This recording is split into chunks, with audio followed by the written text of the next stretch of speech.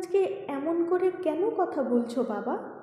আমি তো তোমাদেরকে বলেছি ডাক্তার হওয়ার স্বপ্ন আমার, সেটা আমি অবশ্যই পূরণ করব। গরিব মানুষদের বিনামূল্যে সেবা করা আমার জীবনের ব্রত হবে বাবা। তুমি চিন্তা করো না তো, একটু শান্ত হও। রাধাকান্তবাবু বলেন, আমি জানি বাবা, তুমি তোমার লক্ষ্যে অবিচল থাকবে, একদিন অভীষ্ট লাভ অবশ্যই করবে। তবে কি জানো বাবা, আমরা তো গরিব, আমাদের লোকবল নেই, সমাজের নিচু শ্রেণীতে বাস করি। ধনী সমাজ আমাদেরকে যখন ইচ্ছে খুশি পিষে ফেলতে পারে।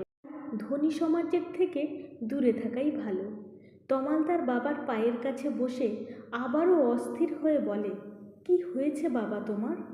কেউ কি তোমাকে কিছু বলেছে? চুপ করে থেকো না বাবা, বলো আমাকে।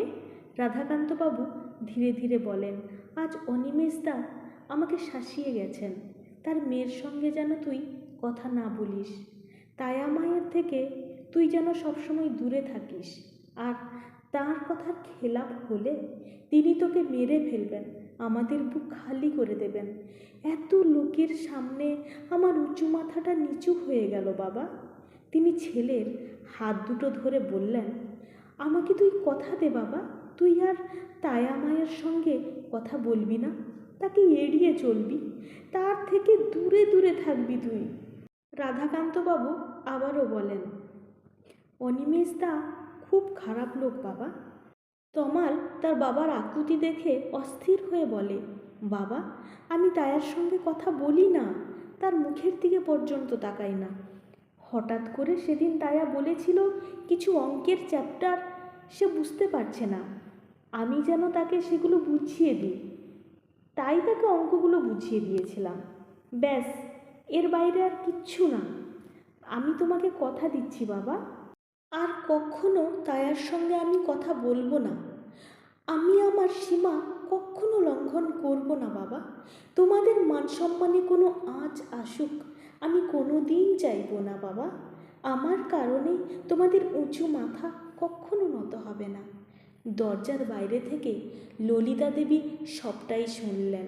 তারপর ঘরের ভিতর ঢুকে চায়ের কাপ স্বামীর হাতে দিয়ে ছেলের মাথায় হাত বুলিয়ে স্বামীকে উদ্দেশ্য করে বলেন, আমি আমার ছেলেকে চিনি, কোনো অন্যায় আমার ছেলে করতেই পারে না।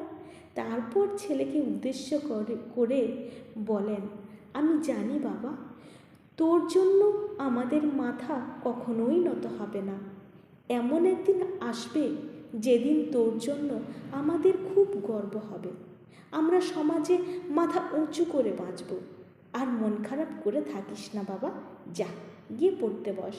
এই ঘটনার পর থেকে তমাল সবসময় তায়াকে এড়িয়ে চলে। তায়াও আর তমালের সঙ্গে কথা বলে তমালকে বিপদের মধ্যে ফেলেনি। সে তো তার বাবাকে খুব ভালোভাবেই চেনে, খুন করতেও যার হাত কাঁপে না।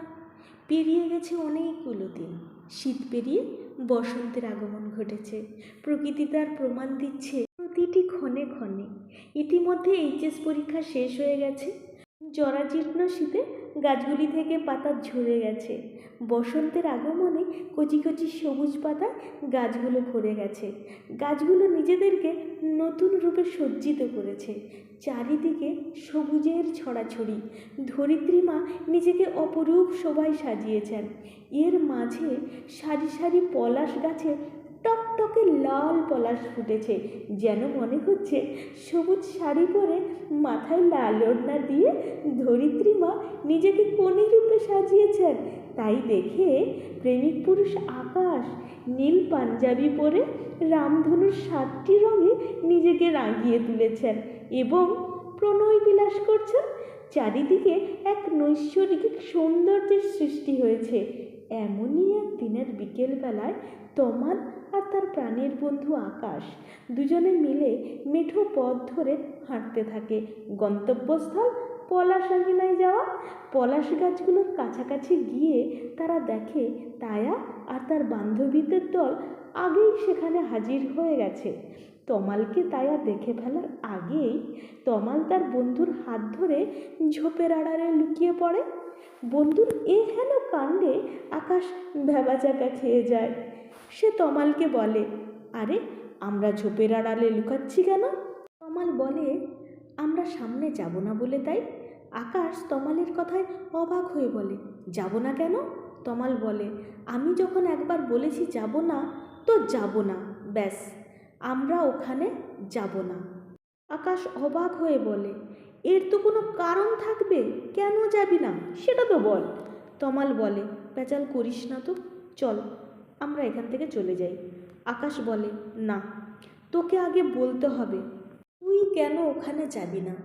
তমাল অসহায় চোখে আকাশের দিকে তাকিয়ে বলে, বাবা আমাকে তায়ার সঙ্গে কথা বলতে নিষেধ করেছেন, অনিমেষ জেঠু বাবাকে হুমকি দিয়েছেন, তুই তো সব কিছু জানিস, বলেছি তো তোকে।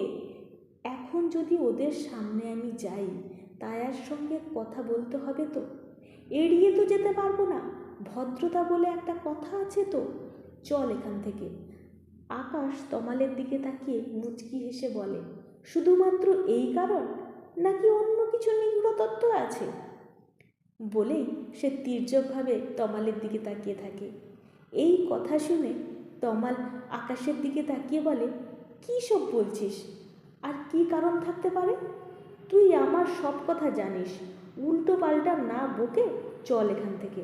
আকাশ ঠোঁটে দুষ্টু হাসির রেখা ফুটিয়ে বলে, তোর চোখ কিন্তু অন্য কথা বলছে।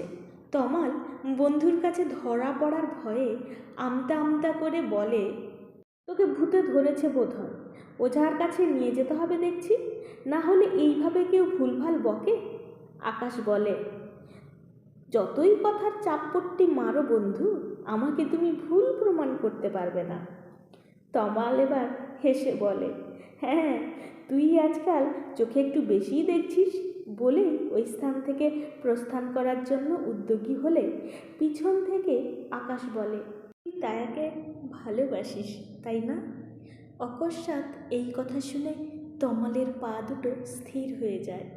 তমাল এই সত্যিটাকে তো তার মনের গভীর অরণ্যে সমাহিত করে রেখেছিল, কাউকে জানতেও দেয়নি। কিন্তু আজকে প্রিয় বন্ধুর মুখে এই সত্যিটা শুনে তার অন্তরাত্মা কেঁপে ওঠে। সে তড়িৎ বেগে পিছন ফিরে বন্ধুর দিকে যায়। তার চোখে মুখে ফুটে ওঠে এক রাশ বিস্ময়। আকাশ বলে, অবাক হয়ে গেলি তাই না? মনে অনেক প্রশ্ন জমেছে নিশ্চয়ই, ভাবছিস আমি কি করে জানলাম? তমাল তখন আমতা আমতা করে বলে, আরে ধুর, কী সব অলীক কল্পনা করছিস বলতো? কোথায় তায়া আর কোথায় আমি? আকাশ পাতাল তফাৎ আমাদের। আকাশ তখন তমালের কাঁধে হাত রেখে মুচকি হেসে বলে, আমি তোর ভীষণ কাছের একজন, এটা তুই ভুলে যাচ্ছিস কেন? সেই ছোটবেলা থেকে আমরা একসঙ্গে আছি, একসঙ্গে বড় হয়েছি। তোকে আমি পড়তে পারি বন্ধু, তোর মনটা যে আমার কাছে একটা আয়না, সেই আয়নাটাকে যে আমি দেখতে পাই। তমাল বলে, তুই ভীষণ বাজে বকছিস, এবার থাম। আকাশ তখন বলে, আমাকে এড়িয়ে যাচ্ছিস কেন? তায়ার প্রতি তোর উদ্বেগ, তাকে এক ঝলক দেখার ব্যাকুলতা, তার প্রতি যত্ন, সেগুলো কি শুধুই আবেগ ছিল? আমাকে দিয়ে নোটস পাঠানো তার কাছে, সেগুলো কি শুধুই আবেগ ছিল, না শুধুই বন্ধুত্বের দোহাই ছিল? আর সারাদিনে আমার সঙ্গে তুই যতক্ষণ কথা বলিস, তার মধ্যে কতবার তুই তায়ার নাম নিস, একবার গুনে দেখেছিস কখনো? এখনও বলবি তুই তায়াকে ভালোবাসিস না?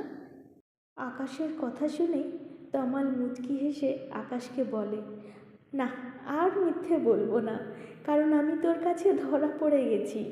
হ্যাঁ, আমি তায়াকে ভালোবাসি, বড্ড ভালোবাসি। অন্ধকার যেমন জ্যোৎস্নাকে ভালোবাসে, আকাশ যেমন চাঁদকে ভালোবাসে, নদী যেমন সাগরকে ভালোবাসে, তেমনি আমিও তায়াকে ভালোবাসি, ভীষণ ভালোবাসি।